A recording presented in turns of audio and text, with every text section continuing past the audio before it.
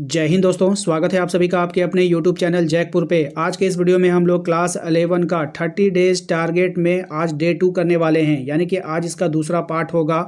पहले पार्ट को आप लोगों ने काफ़ी पसंद किया और अच्छा प्रदर्शन रहा पहले पार्ट में, आप लोगों का भी हमारा भी।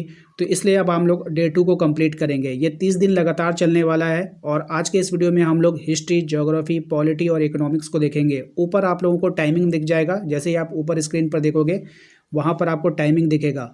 जैसे आप लोगों का ये पहला हिस्ट्री का चल रहा है, इसके बाद अगर आपको हिस्ट्री नहीं देखना है, ज्योग्राफी में जाना है, तो आप ज्योग्राफी स्किप करके वीडियो को ज्योग्राफी में जा सकते हो।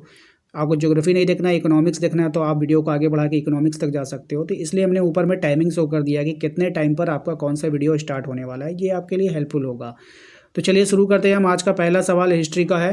पहले सवाल में आपसे बोला गया है कि किलाकर लिपि के अक्षरों को कब पहचाना गया था। तो किलाकर लिपि के जो भी अक्षर थे उनकी पहचान कब कर ली गई थी, तो उनकी पहचान कर ली गई थी 1850 ईस्वी में। ठीक है, क्वेश्चन नंबर आते हैं 22 पे। दक्षिण मेसोपोटामिया के सबसे प्राचीन मंदिर की स्थापना कब की गई थी। तो दक्षिण मेसोपोटामिया में सबसे प्राचीन मंदिर की जो स्थापना की गई थी वो की गई थी 5000 ईसा पूर्व में। ठीक है, याद रखिएगा। मेसोपोटामिया में किस चीज़ की कमी थी आपको बतानी है। तो मेसोपोटामिया में व्यापार, सोना चांदी, तांबा या फिर खनिज संसाधन, किसकी कमी थी। तो मेसोपोटामिया में खनिज संसाधन की कमी थी। ऑप्शन नंबर डी इसका यहाँ पे राइट आंसर हो जाएगा। अगले सवाल पे आते हैं। अगला सवाल है हमारा कि मेसोपोटामिया के लोग किस चीज़ पर लिखा करते थे। तो मेसोपोटामिया के जो लोग हुआ करते थे वो मिट्टी के पट्टिकाओं पर लिखा करते थे। अच्छा सवाल है, एग्जाम में पूछा जाता है। नेक्स्ट है आपका क्वेश्चन नंबर 25 में कहा जा रहा है आपसे उर शब्द किस देवता के लिए प्रयोग किया जाता था। अब ये जो उर शब्द प्रयोग होता था ये चंद्रदेव के लिए प्रयोग होता था। ऑप्शन सी इसका यहाँ पे करेक्ट आंसर हो जाएगा। अगला सवाल है हमारा मेसोपोटामिया की भौगोलिक दृष्टि से कौन सा भाग रेगिस्तान से घिरा हुआ था। तो भौगोलिक दृष्टि से जो भाग घिरा हुआ था वो था दक्षिणी भाग। ऑप्शन नंबर बी इसका यहाँ पे करेक्ट आंसर हो जाएगा। नेक्स्ट सवाल है आपका क्वेश्चन नंबर 27। मेसोपोटामिया के लोगों ने एक वर्ष को कितने महीनों में बांट रखा था। तो इन लोगों ने भी एक वर्ष को 12 महीनों में हमारी तरह ही बांट रखा था। नेक्स्ट आते हैं अगले सवाल पे क्वेश्चन नंबर 28 में मेसोपोटामिया के उत्तर में किस तरह के घास के मैदान पाए जाते थे। तो इसके जो उत्तर में घास के मैदान पाए जाते थे वो पाए जाते थे आपका स्टेपी घास के मैदान। ऑप्शन नंबर डी इसका यहाँ पे करेक्ट आंसर हो जाएगा। अगले सवाल पे आते हैं क्वेश्चन नंबर 29 में जिगुरत का संबंध किस सभ्यता से था। तो जिगुरत का जो संबंध था वो मेसोपोटामिया सभ्यता से था। ऑप्शन नंबर ए इसका यहाँ पे करेक्ट आंसर हो जाएगा। अगले सवाल पे आते हैं। अगला सवाल है हमारा षष्ठ दार्शनिक प्रणाली का आविष्कार किस सभ्यता में हुआ था। तो इसकी जो प्रणाली जो शुरू हुई थी ये हुई थी आपकी सुमेरियन सभ्यता में। ऑप्शन नंबर ए इसका करेक्ट आंसर हो जाएगा। अगले सवाल पे आते हैं क्वेश्चन नंबर 31 पे कि गिलगेमिश महाकाव्य का संबंध किससे है। बहुत ही अच्छा सवाल है, एग्जाम में कई बार आ चुका है। तो इसका राइट आंसर हो जाएगा Mesopotamia. Option number B. Next आते हैं हम लोग अगले सवाल पे। अगला सवाल है हमारा कि शहरी जीवन की शुरुआत सर्वप्रथम कहाँ पे हुई थी। तो शहरी जीवन की जो शुरुआत हुई थी वो सर्वप्रथम मेसोपोटामिया में हुई थी। ऑप्शन नंबर सी इसका यहाँ पे करेक्ट आंसर हो जाएगा। अगले सवाल पे आते हैं क्वेश्चन नंबर 33। मेसोपोटामिया की प्रमुख फसल कौन सी थी। तो मेसोपोटामिया की जो प्रमुख फसल थी वो थी आपका गेहूं। ऑप्शन नंबर सी इसका यहाँ पे राइट आंसर हो जाएगा। पीली नदी किसे कहते हैं। तो पीली नदी जो हम लोग को कहा जाता है ये किसको कहा जाता है। तो पीली नदी कहा जाता है आपका हुआंगखो को। ठीक है, ऑप्शन नंबर ए इसका राइट आंसर हो जाएगा। ठीक है, क्वेश्चन नंबर आता है 35 में कहा जा रहा है कि शाही राजधानी के रूप में कौन सा शहर का विकास हुआ था। तो शाही राजधानी के रूप में जो शहर का विकास हुआ वो था आपका मारी। Option number C. नेक्स्ट आते हैं अगले सवाल पे क्वेश्चन नंबर 36 पे मेसोपोटामिया में एक पत्थर की मुद्रा बनाने वाले पत्थर घिसने के लिए किस धातु के औजार की जरूरत पड़ती थी। तो यहाँ पर जो जरूरत पड़ती थी वो पड़ती थी कांसा धातु की। ऑप्शन नंबर बी इसका यहाँ पे करेक्ट आंसर होगा। अगले सवाल पे आते हैं क्वेश्चन नंबर 37। अरमाइक भाषा किससे मिलती जुलती है। अरमाइक भाषा जो होती है वो मिलती जुलती है आपका हिब्रू भाषा से। ऑप्शन नंबर डी इसका यहाँ पे करेक्ट आंसर हो जाएगा। सीमार क्या है, ये काफ़ी अच्छा सवाल है। सीमार क्या है, तो ये सुमेर ईंटों से बने शहरों की भूमि जो होती है उसको हम लोग सीमार कहते हैं। मेसोपोटामिया का नाम किस भाषा के दो शब्दों से बना हुआ है। तो मेसोपोटामिया का जो नाम बना हुआ है वो बना हुआ है आपका यूनानी भाषा से। ऑप्शन नंबर बी इसका करेक्ट आंसर हो जाएगा। अगला सवाल जो हमारा है वारका शीर्ष क्या है। बहुत ही अच्छा सवाल है। तो वारका शीर्ष जो है स्त्री का सिर संगमरमर का। इसका अर्थ क्या होता है, स्त्री का सिर जो है वो संगमरमर का। तो यह था हमारा हिस्ट्री का सवाल। आइए अब नेक्स्ट टॉपिक के ऊपर चलते हैं। अब हम लोग देखेंगे भूगोल के कुछ इंपॉर्टेंट सवाल जो कि ज्योग्राफी जिसको आप लोग कहते हो। तो चलिए 21 नंबर सवाल को देखेंगे हम लोग। पहला सवाल है आपका भूगोलवत्ता इरेटोजनीज का संबंध किस देश से है। तो देखिए इनका संबंध जो है वो यूनान से है, और कभी कभी यूनान ना दे करके सिर्फ ग्रीक देगा, तो आप लोग उसको भी ध्यान में रखिएगा। ग्रीक भी इसका राइट आंसर हो जाएगा, ठीक है। तो इसको ध्यान में रखिएगा, ये भी सवाल अच्छा है, आपके एग्जाम में पूछा जाएगा। अगले सवाल पे आते हैं, क्वेश्चन नंबर 22 पे। कहा जा रहा है कि निम्नलिखित विषयों में से कौन युग में जो है स्थानिक एवं कालिक विश्लेषण करेगा। स्थानिक मतलब भूगोल, कालिक मतलब इतिहास। तो भूगोल और इतिहास का जोड़ी कहाँ मिल रहा है, यहाँ पे ऑप्शन नंबर डी में, ठीक है, याद रखिएगा। अगले सवाल पे आते हैं। अगला सवाल है हमारा क्वेश्चन नंबर 23 में, निम्नलिखित में से कौन प्राकृतिक लक्षण नहीं है। तो कौन यहाँ पर प्राकृतिक लक्षण नहीं होगा वो पहचाननी है आपको। तो यहाँ पर जो प्राकृतिक लक्षण में नहीं आता है सड़कें, सड़कें जो होता है वो प्राकृतिक लक्षण में नहीं आता, वो प्राकृतिक नहीं बना के देता है, वो हम लोग बनाते हैं, इंसान बनाता है। बल्कि पर्वत हुआ, पठार हुआ, नदियाँ हुआ, ये सब कौन बनाएगा, ये सब प्रकृति का ही देन होता है, ठीक है, इसको इंसान नहीं बनाता है। क्वेश्चन नंबर 24 पे आते हैं। अगर इसमें देखिए बोला जा रहा है कि निम्नलिखित में से किसे भौतिक लक्षण में शामिल किया जा सकता है, यानी कि भौतिक फिजिकल पार्ट होना चाहिए इसका, मतलब कि नेचर का, वो कौन हो जाएगा आपका, पठार। बाजार, व्यापार और कृषि, ये सब मानव द्वारा जो है किया जाता है, ठीक है। अगले सवाल पे आते हैं। क्वेश्चन नंबर 25 में, मैदानी क्षेत्र का प्रयोग सर्वाधिक मात्रा में किस कार्य के लिए किया जाता है। तो मैदानी क्षेत्र का उपयोग हम लोग सबसे अधिक मात्रा में अगर करते हैं तो वो कृषि के कार्य के लिए करते हैं, ये बात याद रखनी है सभी को। नेक्स्ट आते हैं क्वेश्चन नंबर 26 में, कह रहा है मानव के निवास स्थल, भोजन, वस्त्र आदि को प्रभावित करने वाला सबसे महत्वपूर्ण कारक कौन सा है। तो यहाँ पर जो सबसे महत्वपूर्ण कारक होगा वो हो जाएगा उसकी जलवायु। जलवायु जो होती है वो वहाँ के स्थान, भोजन, वस्त्र, इस पर सब पर जो है प्रभाव डालता है। आप जैसे आप चल जाओ जलवायु, कश्मीर देख लो, जम्मू कश्मीर, वहाँ की जलवायु कुछ और है, ठीक है। वहाँ देखोगे हर समय ठंडा ही रहेगा, तो वहाँ का पोशाक भी अलग होता है, वो लोग गर्म कपड़े सब दिन पहनते हैं, ठीक है। वहाँ का खाना पीना अधिकतर वो लोग फ्रूट्स ही खाते हैं, ठीक है। वहाँ खेती जल्दी अच्छे से हो नहीं पाती है बर्फ़ के कारण, ठीक है। तो सब कुछ में अंतर आ जाएगा। सांस्कृतिक भी वहाँ का देखिएगा, वहाँ का रीति रिवाज, पर्व त्यौहार सब अलग अलग वहाँ का होता है। तो सबको प्रभावित करता है कौन, जलवायु। आइए अगले सवाल पे आते हैं। क्वेश्चन नंबर 27 में कह रहा है निम्नलिखित में से जीआईएस का विस्तारित रूप क्या है। यानी कि जीआईएस का फुल फॉर्म आपको रट लेना है। इस चैप्टर में आप लोगों का एक ही फुल फॉर्म दिया है जीआईएस का, तो इसको अच्छे से याद कर लीजिएगा। इसका राइट आंसर हो जाएगा आपका जियोग्राफिकल इंफॉर्मेशन सिस्टम, ठीक है। हल्का है, आसान है, देख लीजिएगा।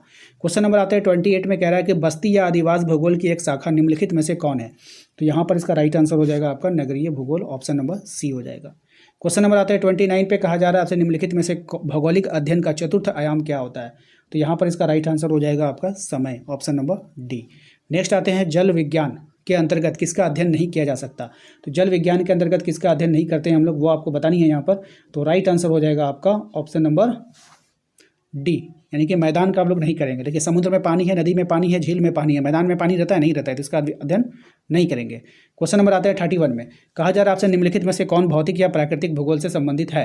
भौतिक और प्राकृतिक भूगोल से संबंधित है, आपको यहाँ पे बतानी है। राइट आंसर हो जाएगा आपका मृदा शास्त्र। जो मिट्टी होता है वो नेचर से संबंधित होता है, ठीक है, याद रखिएगा। अगले सवाल पे आते हैं। क्वेश्चन नंबर 32 में कहा जा रहा है निम्नलिखित में से कौन सा सांस्कृतिक लक्षण है। तो कौन यहाँ पे सांस्कृतिक लक्षण है आपको बतानी है। तो राइट आंसर हो जाएगा आपका जो सड़कें हैं वो सांस्कृतिक लक्षण में आएगा, बाकी सब जो है आपका फिजिकल में आ जाता है, यानी कि भौतिक लक्षण में आ जाता है, ठीक है। क्वेश्चन नंबर आते हैं हम लोग 33 में, कह रहा है निम्नलिखित में से कौन सामाजिक विज्ञान में सम्मिलित नहीं है। कौन सामाजिक विज्ञान में सम्मिलित नहीं है आपको बतानी है। तो राइट आंसर हो जाएगा आपका मृदा विज्ञान, ठीक है, ऑप्शन नंबर डी हो जाएगा। नेक्स्ट आते हैं हम लोग अगले सवाल पे। क्वेश्चन नंबर 34 में, मानव भूगोल में कौन शामिल नहीं है। तो मानव भूगोल में शामिल नहीं होगा खगोलिकी भूगोल, ठीक है, ऑप्शन नंबर डी। अगले सवाल पे आते हैं। क्वेश्चन नंबर 35 में, भूगोल काल एवं स्थान के संदर्भ में किसे केंद्र मानकर अध्ययन करता है। तो यहाँ पर जो केंद्र मानता है वो मानव को, ऑप्शन नंबर ए इसका करेक्ट आंसर हो जाएगा। नेक्स्ट सवाल है आपका कि किसी एक तथ्य या पहलू विश्व स्तर पर क्रमबद्ध अध्ययन क्या कहलाता है। राइट आंसर हो जाएगा इसका ऑप्शन नंबर ए क्रमबद्ध उपागम, ठीक है, ऑप्शन नंबर ए। नेक्स्ट आते हैं क्वेश्चन नंबर 37 में, कहा जा रहा है आपसे आर्थिक भूगोल के अंतर्गत निम्नलिखित में से किसका अध्ययन नहीं किया जा सकता। आर्थिक भूगोल के अंदर किसका अध्ययन नहीं कर सकते हैं। तो मानसून का अध्ययन नहीं कर सकेंगे, ऑप्शन नंबर डी हो जाएगा। नेक्स्ट आते हैं अगले सवाल पे, कह रहा है कि भूगोल को वैज्ञानिक विषय के रूप में प्रतिस्थापित करने में किसी प्रश्न का योगदान नहीं होगा, यानी कि कौन से प्रश्न का योगदान नहीं होता है वो आपको बतानी है। तो राइट आंसर हो जाएगा कब, ठीक है, ऑप्शन नंबर डी। कब का मतलब आपको तिथि बताना होगा, दिन बताना होगा, वो हिस्ट्री का पार्ट हो जाता है, तो यहाँ पर यूज़ नहीं करते हम लोग, ठीक है। क्वेश्चन नंबर आते हैं हम लोग 39 पे। कहा जा रहा है 39 में कहा गया है कि प्राकृतिक विज्ञान के अंतर्गत किसे सम्मिलित नहीं करेंगे। तो प्राकृतिक विज्ञान के अंतर्गत जो शामिल नहीं करेंगे वो जनसांख्यिकी को शामिल नहीं करेंगे, ऑप्शन नंबर डी हो जाएगा। अगला सवाल है हमारा कि मानव भूगोल के अंतर्गत निम्नलिखित में से किसे सम्मिलित किया जा सकता है। तो मानव भूगोल के अंतर्गत किसको सम्मिलित कर सकते हैं ये बताना है यहाँ पर। ये हो जाएगा जनसंख्या एवं अधिवास भूगोल, ठीक है, ऑप्शन नंबर ए हो जाएगा। अगले सवाल पे आते हैं, क्वेश्चन नंबर 41 पे कहा जा रहा है आपसे कि बताइए जल विज्ञान का संबंध निम्नलिखित में से किससे है। तो जल विज्ञान का जो संबंध होगा वो समुद्र विज्ञान से होगा, ऑप्शन नंबर बी हो जाएगा करेक्ट आंसर। नेक्स्ट आते हैं हम लोग अगले सवाल पे, भू सूचना तंत्र के अंतर्गत निम्नलिखित में से किसे सम्मिलित किया जा सकता है। तो सही जवाब हो जाएगा इसका GIS, GPS और LIS, इनमें से सभी हो जाएगा, ऑप्शन नंबर डी हो जाएगा। क्वेश्चन नंबर आते हैं 43 पे। क्वेश्चन नंबर 43 में देखिए कहा गया है कि जीव भूगोल के अंतर्गत किसे सम्मिलित नहीं कर सकते हैं। तो यहाँ पर नहीं कर सकते किसको, भू आकृतिक विज्ञान को नहीं कर सकते हैं, ठीक है। चलिए नेक्स्ट सवाल है हमारा 44, कह रहा है कि खनिज संपदा की दृष्टि से कौन से क्षेत्र संपन्न होते हैं। तो कौन सा क्षेत्र यहाँ पे संपन्न होता है ये आपको बतानी है। तो राइट आंसर हो जाएगा पठारी क्षेत्र, ऑप्शन नंबर बी। नेक्स्ट है पर्यावरण भूगोल निम्नलिखित में से किससे संबंधित है। पर्यावरण भूगोल जो संबंधित होगा वो पर्यावरण विज्ञान से संबंधित होता है, ऑप्शन नंबर ए इसका करेक्ट आंसर हो जाएगा। तो ये था हमारा भूगोल का कुछ इंपॉर्टेंट सवाल। अब हम लोग करेंगे पॉलिटिकल साइंस यानी राजनीतिक विज्ञान के कुछ महत्वपूर्ण सवाल जो आपके परीक्षा के दृष्टिकोण से इंपॉर्टेंट होगा। तो चलिए देखते हैं सबसे पहला सवाल। पहले सवाल में आपसे बोला गया है कि किस देश के संविधान में सर्वप्रथम मौलिक अधिकारों का समावेश किया गया था। तो किस देश के संविधान में सबसे प्रथम मौलिक अधिकारों को शामिल किया गया, यानी मौलिक अधिकार को यूज़ किया गया था। आपको सिंपल में इसी का आंसर करना है। तो राइट आंसर हो जाएगा आपका अमेरिका, ऑप्शन नंबर ए। दूसरा सवाल है हमारा कि भारतीय जनता की अनिवार्य स्वतंत्रताओं का अधिकार पत्र निम्न में से किसे माना जाता है। तो यहाँ पे जो माना जाता है वो हो जाएगा आपका मौलिक अधिकार को, ऑप्शन नंबर 20 का यहाँ पे करेक्ट आंसर हो जाएगा। नेक्स्ट है आपका संविधान द्वारा नागरिकों का प्रदत्त मूल अधिकारों की संख्या कितनी है। तो संविधान द्वारा नागरिकों को प्रदत्त मूल अधिकारों की जो संख्या है वो हो जाएगा आपका 6, ऑप्शन नंबर सी।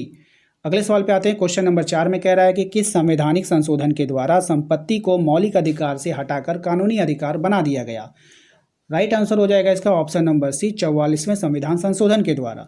अगर आपसे एग्जाम में पूछ लिया जाए कि संपत्ति का जो अधिकार है वो कौन सा अधिकार है, तो ये आपका जो है कानूनी अधिकार है, याद रखिएगा। और देखिए जो बात हम बोले वही का क्वेश्चन बन गया कि संपत्ति का अधिकार अब क्या है, तो कानूनी अधिकार, ऑप्शन नंबर सी इसका यहाँ पे करेक्ट आंसर हो जाएगा। ध्यान में रखिएगा, इंपॉर्टेंट रहेगा एग्जाम के लिए।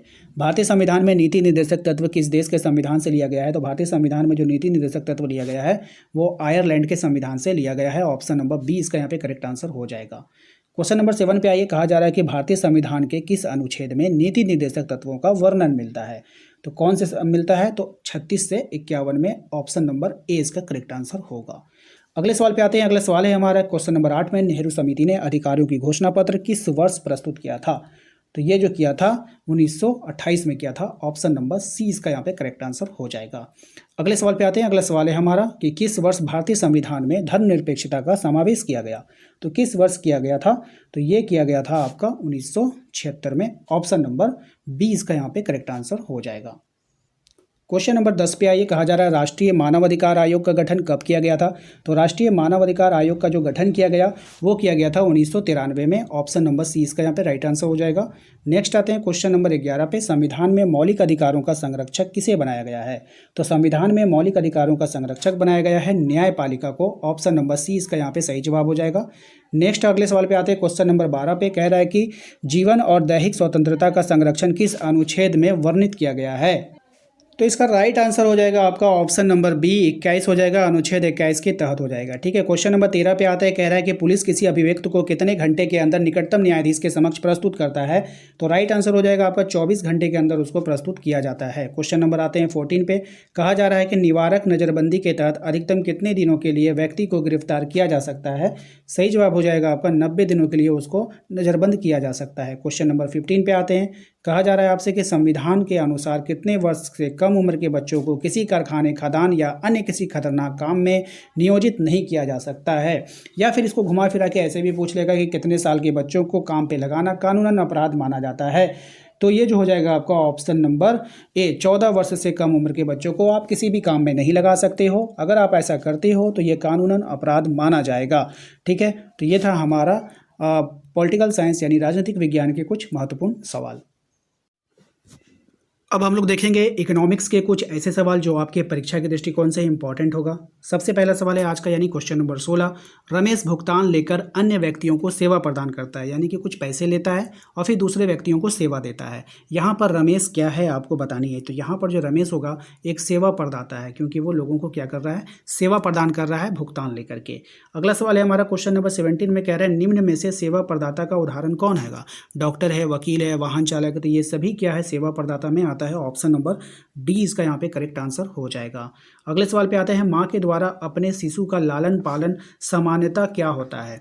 तो ये माँ जो अपने बच्चों की देखभाल करती है, लालन पालन करती है, ये गैर आर्थिक क्रिया होता है, क्योंकि माँ जो है कोई पैसा वैसा नहीं लेती है। अगर उसका कमाने का इच्छा होता कि हम अपने बच्चे को पाल रहे हैं, हम उसको पैसा चाहिए, तो फिर वो आर्थिक क्रिया में चला जाता है। लेकिन उसका कोई भी यहाँ पे लोभ नहीं है, बिना लोभ के वो, बिना पैसे के वो देखभाल करती है, तो गैर आर्थिक क्रिया में जाएगा। आइए अगले सवाल पे आते हैं। अगला सवाल है हमारा कि शिक्षक द्वारा धन प्राप्त करने हेतु छात्रों को शिक्षा प्रदान करना निम्न में से क्या है।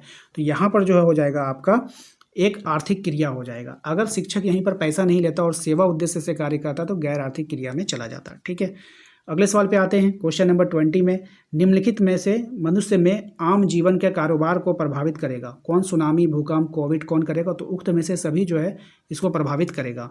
अगले सवाल पे आते हैं। क्वेश्चन नंबर 21 में कह रहा है कि अर्थशास्त्र का पिता किसे माना जाता है। काफ़ी अच्छा सवाल है, इंपॉर्टेंट सवाल रहेगा आपके एग्जाम के लिए। तो एडम स्मिथ को कहा जाता है अर्थशास्त्र का पिता।